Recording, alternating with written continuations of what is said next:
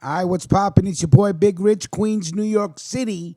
Holiday weekend, Saturday afternoon business. Christmas is here, it's gone. It's time for business.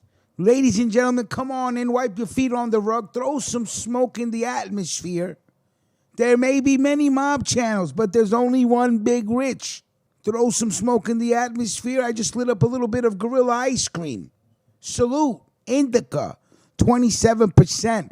Let's get right down to business. Here's a blast from the past. From the world-famous Ed Scarpa from Cosa Nostra News. Murderous times for Colombos. Recalling a botched hit on the father of former federal prosecutor. Let's put this guy's picture up real quick. Bow.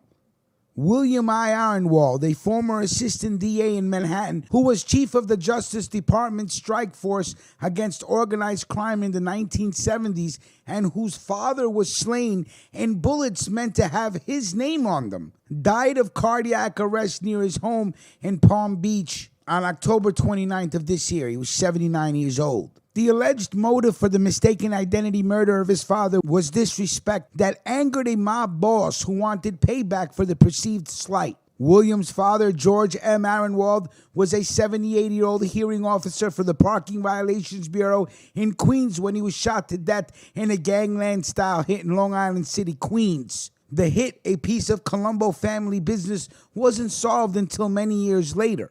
At the time of the murder, William Aronwald had left the DA's office and was working as a criminal defense lawyer in White Plains representing Michael Raymond, a.k.a. Michael Burnett, a government informer, a disgraciado, who for decades worked on both sides of the law. In March of 1987, George Aronwald had just arrived to pick up his shirts at Young's Chinese Laundry at 3317 Crescent Street when the shooting occurred at 2:10 p.m. A woman in her 60s was helping Aronwald at the counter when another man appeared at the front door. The woman buzzed him in, and after the man opened the door, he began firing at Aronwald, who either turned or was spun around. He was shot twice in the head and 3 times in the chest and body. The gunman wordlessly ran to a light blue Chevrolet Monte Carlo that was double parked with a driver on a one-way street, and the car raced away. Aronwald was pronounced dead at the scene of the shooting. William Aronwald learned of his father's death while he was in Fort Lauderdale, Florida, in a connection with his representation of Raymond. Aronwald was taking a legal deposition with Raymond in a courthouse when a secretary who had received a call from his White Plains office slipped him a note. Earlier this year, former Colombo acting boss Joe Waverly Chikasi, and I don't know how to pronounce that last name, so you guys are going to have to let me know. Chikasi, I don't know. If somebody knows and I'm saying it wrong, you help Big Rich out. Salute. From this point on, it's just going to be Joe Waverly. Earlier this year, former Colombo acting boss Joe Waverly was released after completing the 20-year prison sentence handed down to him for copping to 4 gangland slayings, including the 1987 mistaken identity murder of Aronwald after William Aronwald supposedly angered imprisoned for life Colombo boss Carmine Persico.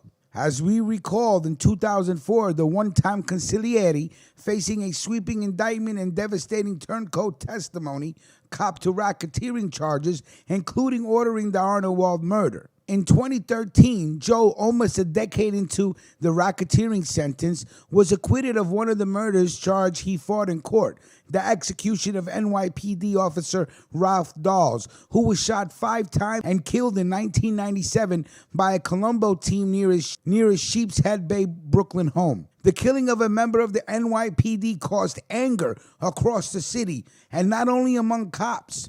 Prosecutors allege that, according to confidential informants, top figures in other New York crime families were furious over the high-profile Dawes slaying, and some of those figures were demanding that the Colombos murder whoever shot the cop. William Aronwald was likely the ire of many a wise guy back in the day. But what he did to specifically inflame Carmine Persico, the then imprisoned boss of the Colombo crime family who died in prison in March of 2019, seems to remain an unsolved mystery to this day. Persico had more than enough power to write a death warrant for just about anyone. In the Aronwald case, he passed it to Joe Waverly, who gave it to the brothers Enrico and Vincent Carini, both Colombo soldiers, and Frank Smith, an associate who was close friends with Vincent Carini. The trio tracked not the intended victim, but his father. Botching such a piece of work for a mob boss was an error of near biblical proportions.